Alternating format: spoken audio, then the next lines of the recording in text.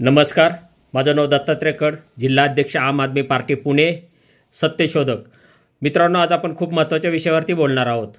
म्हणजे कोणतंही सरकार असू द्या, राज्य सरकार असू द्या की केंद्र सरकार असू द्या, जनतेला त्यांच्याकडून ही अपेक्षा असते की शेतकरी असेल, कामगार असेल, कष्टकरी असेल, मध्यमवर्गीय असेल, तरुण असतील, यांचा आर्थिक जीवनस्तर कसा उंचावेल, यांच्या जीवनामध्ये स्थिरता कशी येईल, हे या सरकारनं काम करण्याचं काम असतं. पण खरं म्हणजे जर 10 वर्ष आपण गेला अनुभव पाहिला तर हे सरकार असं काही करत नाही. आज शेतकऱ्याचा स्तर बघा, त्याला शेतमालाला बाजार हवा आहे पण तो देत नाही, तर त्याला रोजचे 17 रुपये देतात किसान सन्मान निधी म्हणून. महिलांना त्यांच्या दुधाला बाजारभाव पाहिजे किंवा त्यांना महागाई कमी पाहिजे, शेतमालाला चांगला बाजारभाव पाहिजे, पण हे करत नाही. तर त्यांना महिन्याला 1,500 रुपये देतात, न मागता देतात. लक्षात घ्या. तरुणांना रोजगार हवा आहे तो त्यांना देत नाही, किंवा सर्वसामान्य मध्यमवर्गीयांना महागाई कमी पाहिजे ती करत नाही. आज पेट्रोलचा आणि डिझेलचा कच्च्या तेलाचा जर बाजार पाहिला तुम्ही तर 10 वर्षापूर्वी होता तेवढाच आहे. लक्षात घ्या. म्हणजे आज जर पेट्रोल डिझेलचा बाजार तेवढाच असायला पाहिजे, पण तसं नाही. लक्षात घ्या. कच्च्या तेलाच्या किमती तेवढ्या असून सुद्धा डिझेल आणि पेट्रोलच्या किमती मात्र डबल झालेल्या आहेत. म्हणजे मध्यमवर्गीय सर्वसामान्य माणूससुद्धा यांच्यामुळे अडचणीत आलेला आहे.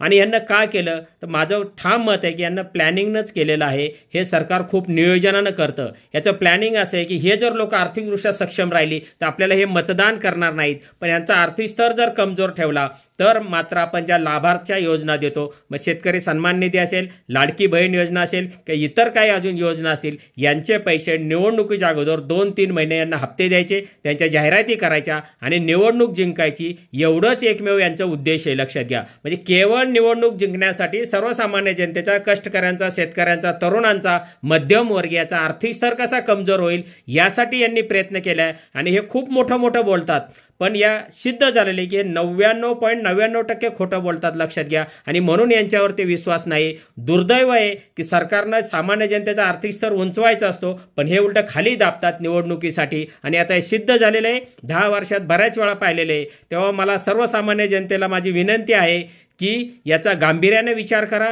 शिवाय इलेक्शन जवळ आलं की हे जातीय देशाचं, धार्मिक देशाचं काहीतरी राजकारण करतात. त्यांचे खालचे सगळे पण तसेच करतात. काही लोकांना तर यांनी आमदारकी आणि मंत्रिपद तेवढ्यासाठी दिलेले आहेत की त्यांनी फक्त जातीय आणि धार्मिक द्वेष वाढवायचा आणि आपल्याला निवडणूक कशी जिंकता येईल हे त्यांनी प्रयत्न करायचा. अशा पद्धतीनं, खूप चुकीच्या पद्धतीनं हे सरकार काम करतं आहे. त्यामुळे यांच्यापासून सावध राहा आणि येणाऱ्या निवडणुकीमध्ये आपल्या भविष्यासाठी, आपल्या मुलाबाळांच्या भवितव्यासाठी, त्यांच्या सुख समृद्धी आणि आनंदासाठी या सरकारला नाकारून आपल्या हिताच्या जे हित करील त्या लोकांच्या पाठीमागे खंबीरपणे उभं राहा. एवढीच मी आपणाला विनंती करतो आणि थांबतो. जय हिंद, जय महाराष्ट्र.